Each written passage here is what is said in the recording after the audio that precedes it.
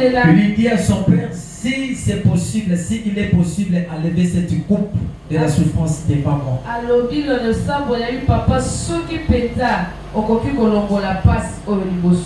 S'il est possible, enlever cette coupe de la souffrance dans ma vie. Il faut un moment remarquer qu'il y a une coupe de la souffrance, des douleurs. Vous savez, même si nous prêchons la vie éternelle, parce que c'est ça qui est notre priorité, sachez que dans notre vie ou dans la vie où nous sommes sur la terre, il faut toujours demander notre Père quotidien. Parce que dans la prière, il a dit, lorsque vous prierez, vous direz, donne-nous aujourd'hui notre pain quotidien. Le pain quotidien, c'est le logement. Le pain quotidien, c'est la scolarité de tes enfants. Le pain quotidien, c'est avoir un bon travail qui est rémunérateur. Alléluia. Amen. Le pain quotidien, c'est la stabilité. Le pain quotidien, c'est d'avoir aussi le moyen de transport. Le pain quotidien, c'est d'avoir aussi les moyens de se déplacer. Si tu veux aller même en Europe, ça aussi c'est le pain quotidien. Le pain quotidien signifie aussi d'avoir un chez-soi. D'avoir un chez soi, c'est-à-dire d'avoir, oui, d'avoir un propre, on appelle ça quoi? Ta propre parcelle. Il faut que tu puisses avoir un chez soi. Tu es bailleur quelque part. Ça fait partie aussi de pain quotidien. D'avoir un travail où si tu tombes malade, ça peut t'aider. J'aimerais te dire des choses. Et vous relater aussi une histoire dans la Bible. Amen. Amen. Vous savez, on nous a parlé l'histoire d'un monsieur dans la Bible au nom de Jonathan. Jonathan, lorsqu'il était vivant, Jonathan vivait une bonne vie. Lorsque Jonathan était vivant, ses enfants manquaient de rien. Lorsque Jonathan était vivant, dans sa maison il n'y avait pas la famille. Mais lorsque Jonathan a rendu l'âme est mort, ses enfants ont commencé à subir. Et parmi ses enfants, on nous relate l'histoire de son fils qui était handicapé, qui s'appelle Mephibosheth. Or, cet enfant qui vivait dans de bonnes conditions, un jour, lorsque son père est mort, un jour cet enfant va se retrouver dans le village au fond là-bas. Au fond du village, lui qui vivait dans la ville. Lorsque son père était vivant, il vivait dans la ville, il lui mangeait bien, il vivait dans de bonnes conditions. Mais quand son père est parti, j'aimerais aussi dire aux gens qui sont ici, mon frère, ma soeur, toi qui m'écoutes ce soir, fais un effort de chercher toi-même ton propre pain quotidien. Parce que la Bible dit, maudit soit celui qui se confie à l'homme. Toi qui places ta confiance à tes parents, mais Mephibosheth aussi avait des parents comme toi. Il y a des enfants qui disent que je ne prierai pas parce que mes parents ont des moyens. Je ne ferai rien parce que nous avons des parcelles. Mais Mephibosheth aussi, ils avaient des parcelles. Ils en avaient. Mais quand son père est parti, il s'est retrouvé dans le village au fond là-bas. On appelle ce village Lodeba. Il y a des gens qui vivent déjà leur Lodeba. Alléluia. Amen. Ils vivent déjà leur Lodeba. Et je vais vous parler ce soir pour relater encore une histoire dans la Bible. Amen. Amen. Toujours dans la Bible.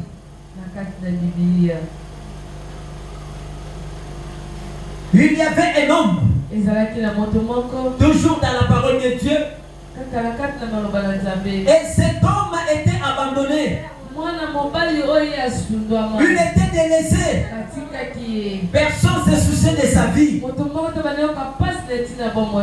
Parce que c'était un enfant qu'on appelle des enfants illégitimes.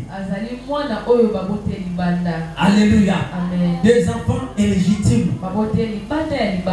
Mais cet enfant avait une relation personnelle avec Dieu.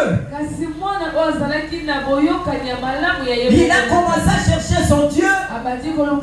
Quand bien même il était un enfant illégitime. Mais le Seigneur s'est souvenu de lui. Et à cause de cet enfant, la victoire est entrée dans le pays. À cause de cet enfant, la lumière est introduite. Alléluia. J'aimerais vous dire encore une autre chose. Il y avait une dame dans la Bible au nom de Naomi. Cette dame vivait une bonne vie, une belle vie. Alléluia. Un jour, elle s'est décidée, elle et son mari, d'aller vivre ailleurs. Parce que dans la ville où ils vivaient, la famille était entrée. Parce qu'ils étaient dans Bethléem. Ils vivaient une belle vie, une bonne vie. Parce que la parole de Dieu déclare qu'en Bethléem, même dans la signification, Bethléem signifie la maison du pain. Et Naomi et son mari vivaient dans de bonnes conditions. Mais un jour, tout a basculé.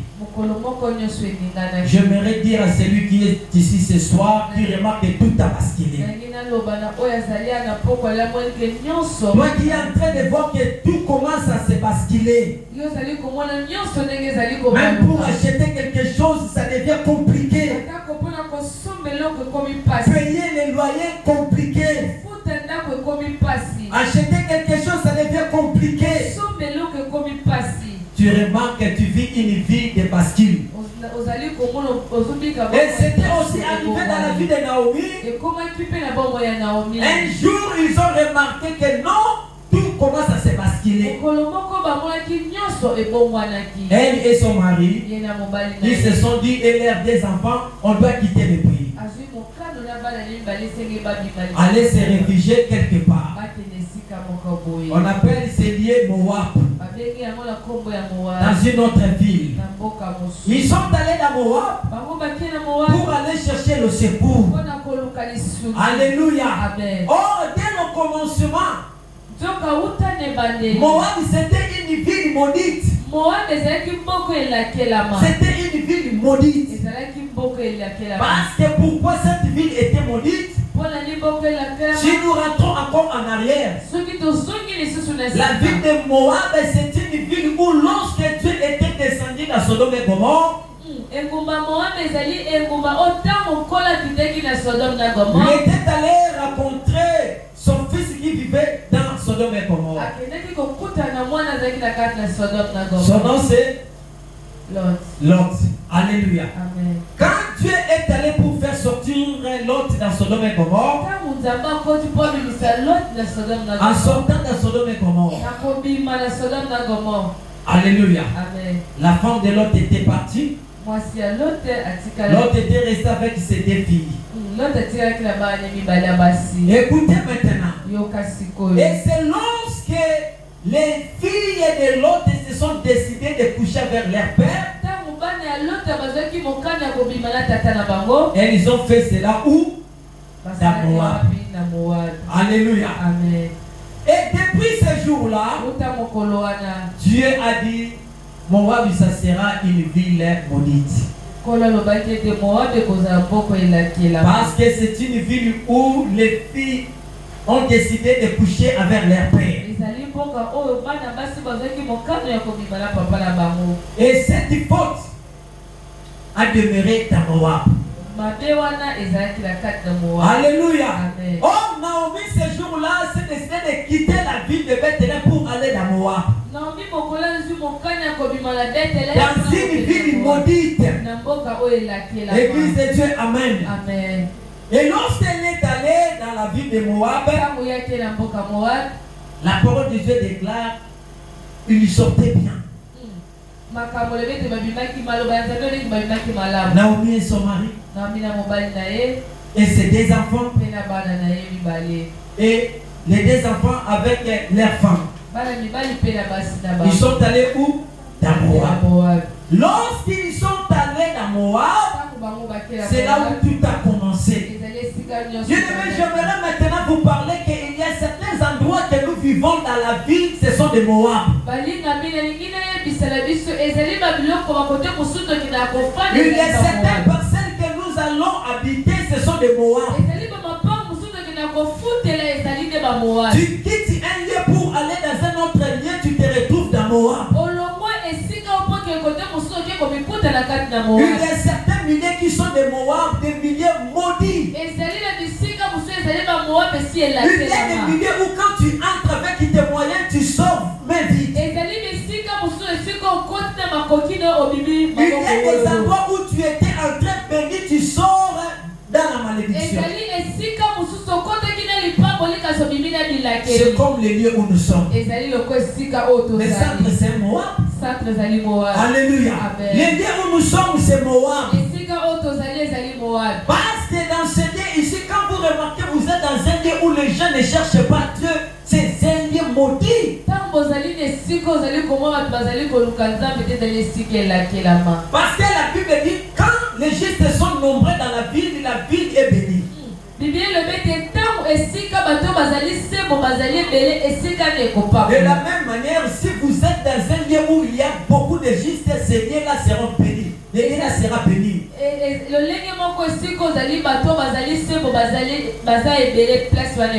L'église de Dieu, amen. Mais ici, là où nous sommes, les justes ne sont pas nombreux. Ce sont des sorciers qui sont nombreux. Des magiciens qui sont nombreux.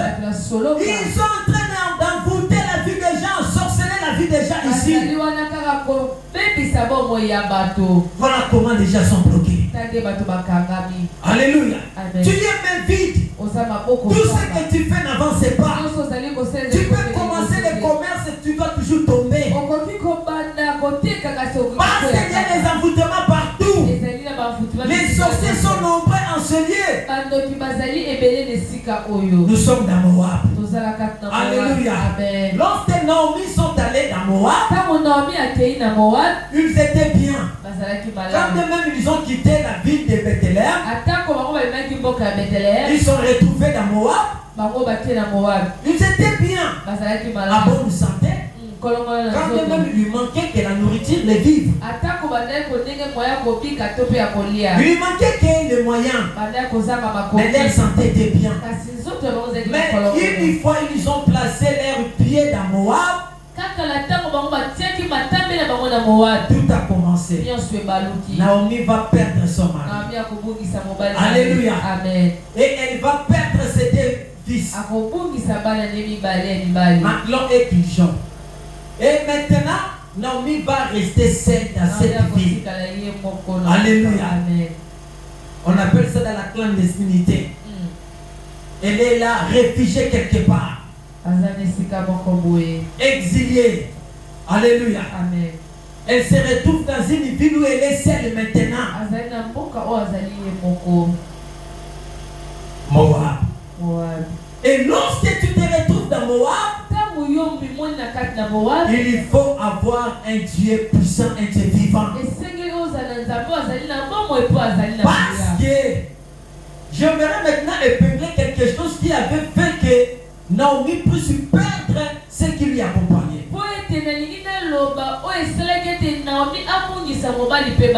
La première des choses qui avait fait que Naomi puisse son mari, c'était manque de discernement. Et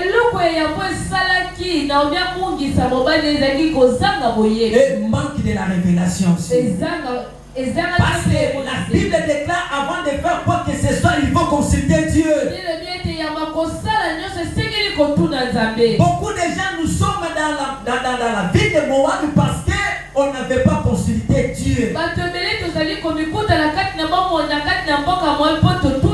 Moab peut représenter le mariage où tu te trouves. Depuis que tu es en train de ce mariage, rien ne marche. Tu es dans une relation, tout est bloqué. C'est l'esprit des Moabites. Alléluia. Tu es en train de faire des commerces, mais quand tu commences, tu ne finis pas. Il y a toujours ce que j'appelle l'esprit des choses inachevées. L'esprit des choses inachevées, tu commences, tu t'arrêtes. Tu commences, ça s'arrête. Tout ça, l'esprit des Moabites. Amen. Comment Naomi s'est retrouvée dans Moab? Parce qu'elle n'avait pas consulté Dieu. La Bible dit que vous consulterez l'Éternel votre Dieu. Même dans la Bible, avant que Moïse puisse aller dire quelque chose aux enfants d'Israël, il lui partait d'abord consulter Dieu. Dieu même avant de s'engager dans un mariage, dans une relation, dans quoi que ce soit, consulter Dieu parce qu'il y a des retombées dans la vie. Avant même de s'engager, de faire quoi que ce soit, consulter Dieu. Beaucoup de gens nous échouons parce que nous prenons nous-mêmes des décisions sans toutefois consulter Dieu à la première position. Parce que Dieu parle. Dieu nous révèle. Il dit qu'avant que quelque chose de mauvais arrive, il nous prévient davantage. Parce que si Naomi et son mari avaient consulté Dieu, Dieu pouvait les révéler. Et si vous allez là-bas, vous mourrez.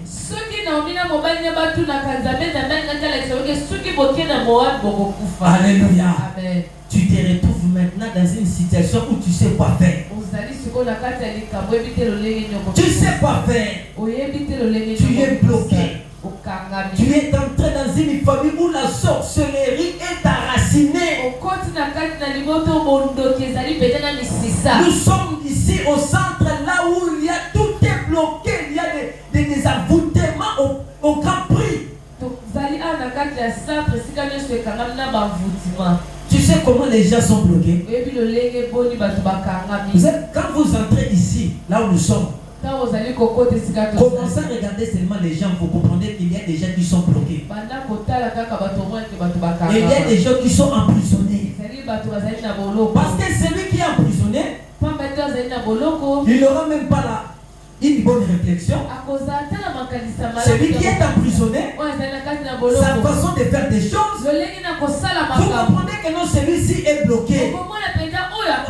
Qui est celui-là qui ne peut pas avoir le souci de sa vie? Que sa vie doit changer. Il doit avancer. Il doit au moins vivre comme tout le monde vit. Il faut quand même désirer une bonne vie. Il faut quand même désirer l'excellence. Alléluia. Naomi désirait, mais sans toutefois consulter Dieu. Parce que dans chaque famille, dans chaque foyer, il y a toujours quelqu'un qui est la lumière.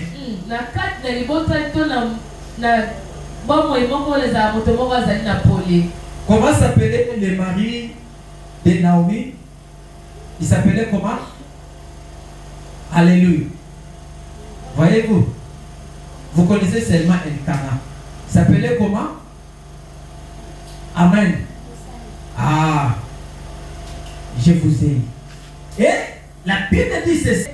Dans ce foyer, dans cette famille, c'est Naomi qui était la lumière.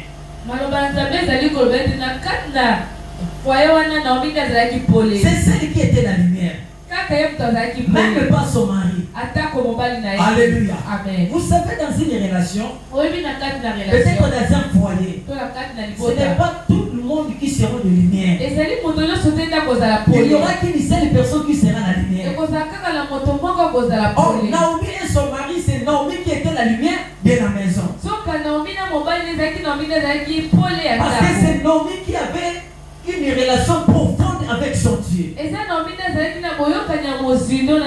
C'est son mari qui était superficiel.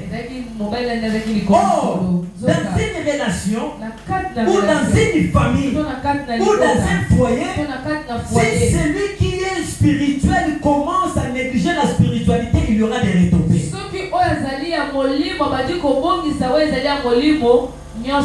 Maman, c'est dans la maison où tu habites. Si c'est toi qui es la lumière, et que tu commences à négliger la lumière que l'obscurité entrera dans ta maison. Parce que Naomi avait commis une erreur grave de ce qu'elle n'avait pas consulté Dieu pour aller dans Moab. Alléluia. Amen. Et ça n'a pas fait pour ce moment là, vous avez mobile mutabakuit. Yonde mutolukaranzamba. Donc avant que l'on fasse les mains pour yosanini, on nous canzam. Ce qui est que on néglige, na yona mobile y est déjà ça comme tabakuit. Yo poso négliger pour le canzam. On néglige pour sambela. Nda kwa ne kosuka ndengeni. Alléluia.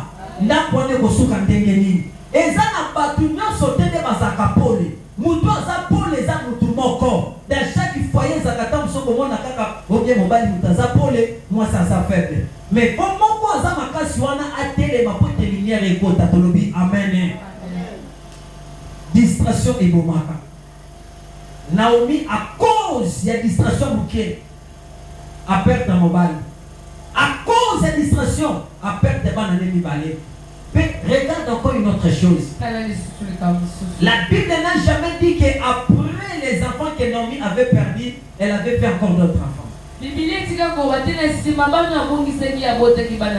Voyez-vous, à cause de la distraction, il y a des gens qui sont en train de perdre ce qu'ils devraient avoir à ce moment à cause de la distraction. La vie que tu vis maintenant, ce n'est pas ta vie. Il y a des gens, on les a changé la vie. La vie que tu as, ce n'est pas la vie que tu désirais. Mais jusqu'à présent, tu es toujours dans la même condition parce que tu es distrait, tu es distrait. J'aimerais vous relater encore une histoire. Lorsque j'ai l'habitude de quitter le boulot, je fais la route là de 24 pour arriver vers Assanef. Il y a un petit là qui se met là. Il bande son pied.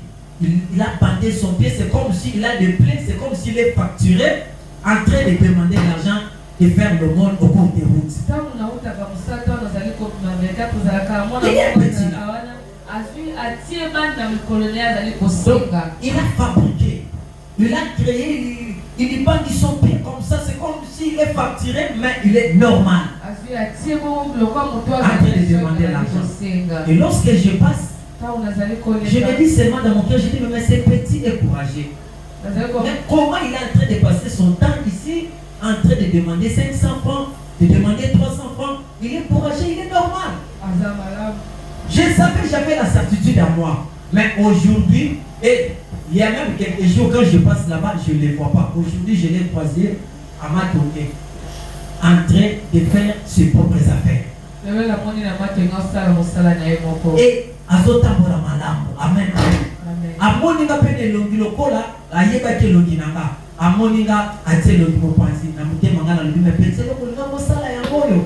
Distraction, alléluia. Amen. Donc il a compris après que non, il est passé son temps pour rien.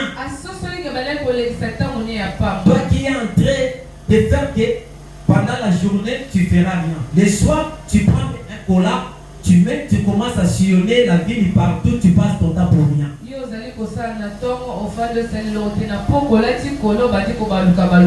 Alléluia. Tu passes ton temps pour rien. La prostituée ne paye pas. Aujourd'hui, la prostitution ne paye pas. La prostitution ne paye pas. Si tu veux mettre ta vie à vivre dans la prostitution, tu passes ton temps pour rien. Il y a des filles qui sont plus belles que toi, sont dans les églises maintenant en train de chercher la face de Dieu. Il y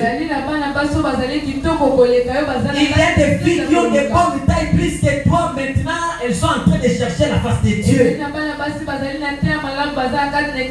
Il y a des hommes qui sont plus beaux que toi. Maintenant là, ils sont en train de s'agenouiller, de demander la grâce du Seigneur. Il faut faire prendre une bonne décision. Il faut faire un bon choix. Or, le bon choix ce soir, c'est lorsqu'on s'attache de Dieu, c'est ça le bon choix. Lorsqu'on s'attache de Dieu, c'est à ce moment-là que tu fais le bon choix. Et avant de faire quoi que ce soit, il faut demander l'assistance de Dieu. Parce qu'il y a des retombées. Naomi a perdu son mari, a perdu ses fils. Elle ne les avait jamais retrouvés. Atikala kozwa su mobali te, atikala kozwa su bana wana te. Mais na vie na ye akanaka te lokwa bobe pomela ye. Ndeko nanga biso toyena losambo tosambela mais yo zoleka omimona nzoto makasi. Yaya mukolo na saki accident lendi na kuyi na moto. C'est là où na comprendre que yaya nzamba suka bato. Alléluia. Amen. Na comprendre l'assistance de Dieu.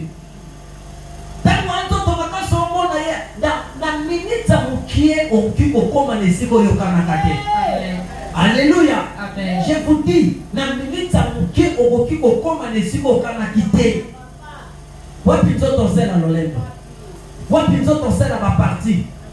Bamba so sambela, ba banda kuna ba ole sabatan pamba. On ne passe pas de temps pour rien. C'est lui qui se décide d'aller dans la présence de Dieu, il fait un bon choix. Avant de connaître cet accident, j'avais senti à moi que je devrais connaître l'accident. Mais regarde l'avantage lorsqu'on s'approche de Dieu. J'ai connu l'accident le lundi. Le dimanche, j'étais à l'église. Le message était sorti qu'il y avait un esprit de mort. Et j'ai fait l'action de grâce dans cette église. Or, depuis le dimanche, Dieu m'avait déjà protégé. Bien-aimé, je te dis, lorsque tu t'attacheras de Dieu, tu seras avantagé et protégé. Le Seigneur te protégera. La Bible dit que Dieu dispose de son ange gardien pour nous protéger. J'ai senti à moi pendant que j'étais à bord d'une moto. J'ai senti qu'il y avait un esprit qui me parlait que je devrais connaître un accident. Lorsque je suis arrivé quelque part, on a viré dans cette route pour arriver vers Kankokolo. Et c'est là où on était plongé dans un caniveau. Alléluia. Amen.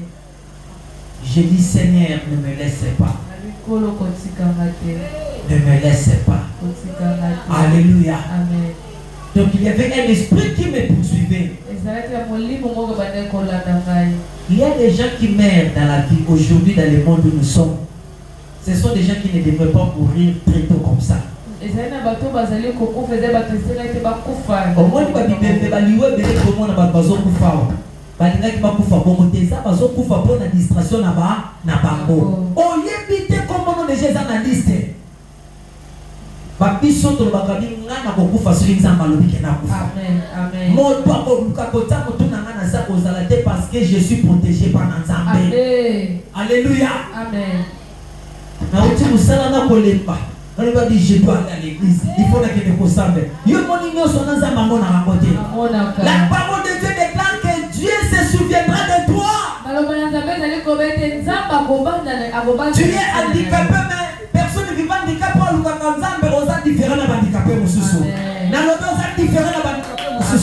Acclamons le Seigneur. Amen. Je dis 2 ou 3 versets pour arrêter.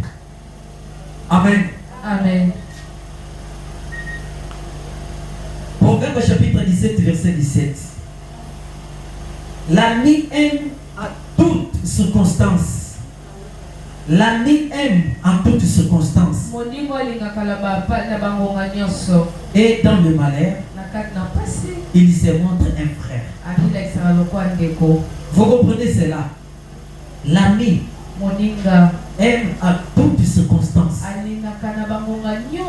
Bon, toi qui dis que non, tu as des amis. Maintenant, dans toutes les circonstances qui t'arrivent, est-ce que ces amis-là viennent toujours pour te soutenir? Un ami peut te dire qu'il est un bon ami auprès de toi lorsque tu es fort, tu es bon et difforme. Mais les jours où tu seras à moitié faible, les jours où tu te retrouveras seul dans un lit de l'hôpital, celui-là que tu appelles ami, il ne viendra pas. Les amis que nous avons dans le monde, ils ne soutiennent pas dans toutes les circonstances. Mais je te présente un ami. Parce que la Bible dit qu'un ami doit quitter d'un ami et il devient un frère. Or, dans le monde où nous sommes frères, aucun ami qui se dit que non, moi je quitte un ami, je deviens ton frère. Mais je te présente un ami. Je suis dans le livre de Jean chapitre 3. Jésus a dit à ses disciples, il dit, je ne vous appelle pas des amis, parce que les amis ne connaissent pas ce que fait leur ami. Mais il dit que non, il dit que je ne vous appelle pas des disciples ou des serviteurs, mais je vous appelle des amis parce que l'ami connaît ce que fait son ami. Oh, l'ami que Jésus-Christ parlait, c'est un ami qui peut changer à un frère. Jésus, il n'est pas seulement un simple ami, mais il devient aussi un frère. Parce que lorsque tu deviens faible dans un lit de l'hôpital, tu commences à faire des caca aux amis. L'ami ne viendra pas. Je te dis, l'ami ne viendra pas. Ton ami qui dit qu'il est ton ami, il t'abandonnera. Oh, la parole de Dieu déclare, ma famille m'abandonnera, ma femme m'abandonnera, mes enfants m'abandonneront. Mais il est un ami fidèle qui ne t'abandonnera jamais. Il sera avec toi lorsque tu es fort, lorsque tu seras faible, lorsque tu seras malade, lorsque tu seras seul dans un lit de l'hôpital, dans les tombeaux, il sera avec toi. Le jour de la résurrection, il viendra, il te prendra, il sera avec toi. Et cet ami c'est Jésus. Accroche-toi de Jésus. Accroche-toi de Jésus. Il te soutiendra. Lorsque tu seras seul, lorsque tu vivras des moments de l'anonymat, le Seigneur sera avec toi. Pour mon tête dans la prière. Amen. Attache-toi de Dieu. Il ne t'abandonnera jamais. Attache-toi de la prière. Que la prière devienne ta nourriture. Cherche ton Dieu quand tu es fort. Les jours que tu seras faible, la prière que tu fais aujourd'hui te soutiendra. Parce qu'elle est réservée quelque part dans un dépositoire. Un jour, tes prières te soutiendra. Tu n'auras pas le temps de faire une heure du temps de prière. Mais lorsque tu diras, Seigneur, lorsque j'étais fort, je t'ai cherché. Aujourd'hui, je suis faible. Seigneur, soutiens-moi. Soutiens mes enfants. Soutiens-moi. Alléluia. Le Seigneur te soutient.